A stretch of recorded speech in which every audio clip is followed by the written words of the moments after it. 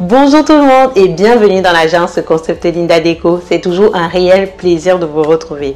Alors aujourd'hui, je vais parler d'un sujet qui touche beaucoup de personnes. Je vais répondre à la problématique comment décorer son appartement ou sa maison quand on est en location. Je vais vous donner dans cette vidéo 21 astuces pour décorer votre appartement et maison quand vous êtes en location. Alors pour ceux qui ne me connaissent pas, je m'appelle Linda Tsabazé-Azoni, je suis architecte et décoratrice d'intérieur. Je vous poste des vidéos régulièrement sur des conseils en déco, des DIY sur ma chaîne YouTube, mon compte Instagram et ma page Facebook. Et à chaque fois, le nom, c'est le nom de mon agence, c'est Concept Linda Déco.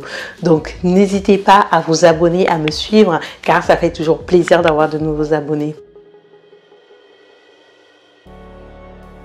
La 9e astuce que j'adore aussi, c'est le masking tape. Vraiment utiliser le masking tape sans modération. Ne vous inquiétez pas, je vais faire un DIY sur le sujet, vous allez voir comment s'en servir. En fait, le masking tape, c'est juste en fait c'est une espèce de scotch japonais que quand vous collez sur le mur et que vous le décollez, ça ne laisse pas de traces. Ce scotch est vraiment très pratique parce que du coup, quand vous allez l'enlever, ça ne laisse pas de traces et donc vous n'avez pas ce souci de poncer, de repeindre quand vous êtes en location. Donc n'hésitez pas à vous faire un très beau mur de cadre. Donc je vous invite, pour ceux qui n'ont pas vu ma vidéo sur comment faire un mur de cadre, à aller voir un peu cette vidéo. Et avec le masking tape, justement, ça va vous donner des idées pour remplacer le cadre par le masking tape pour vraiment coller vos affiches, vos citations, vos photos sur le mur. Et quand vous allez décoller, je me répète, il n'y aura pas de traces et c'est très pratique. Vraiment jouer avec ce thème. La 10e astuce qui est très bien aussi, c'est de multiplier les sources lumineuses. Parce qu'effectivement, comme le sol ne nous intéresse pas, le mur aussi, il faut multiplier les sources lumineuses pour vraiment créer une ambiance chaleureuse chez vous. Donc c'est bien beau d'avoir un plafonnier ou un lustre dans le séjour, mais c'est encore mieux d'avoir des petits lampadaires dans chaque coin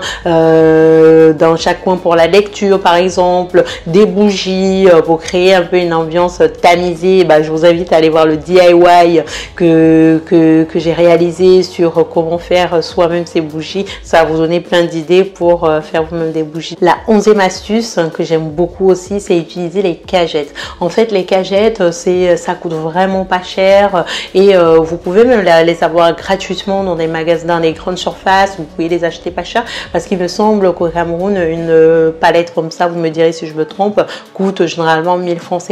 Franchement, vous voyez que c'est rien. Vous pouvez faire une belle déco avec des cagettes pas chères. Donc l'idée, c'est vraiment d'entasser les cagettes de manière à vous faire carrément un meuble et disposer de la petite déco, des fleurs, des livres et tout ça. Vous voyez, ça vous crée un espace très joli à moindre coût. La 12e astuce, c'est aussi un truc que j'aime beaucoup, c'est d'utiliser les sacs en papier. Alors les sacs en papier pour faire des espèces de cache-pot. Vous pouvez dessiner par-dessus, messages aussi qui vous parlent, des citations qui vous intéressent. Donc petite astuce aussi pour ceux qui seront au Cameroun, on utilise souvent le ciment, le sac de ciment là qui est marron. Je sais même plus combien ça coûte peut-être 100 francs ou même gratuitement quand vous allez dans les chantiers. Donc vous récupérez ces sacs là, vous les dépoussiérez bien et du coup vous les retournez. Vous pouvez les peindre avec une peinture blanche, mettre des petits messages et ça vous sert de cache-pot. Franchement, c'est des astuces pas chères et ça permet tout de suite d'avoir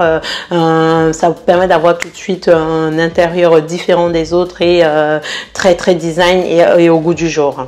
La 13e astuce, étant donné que c'est compliqué par exemple de percer des murs, donc vous pouvez poser des cadres sur des meubles ou même le sol.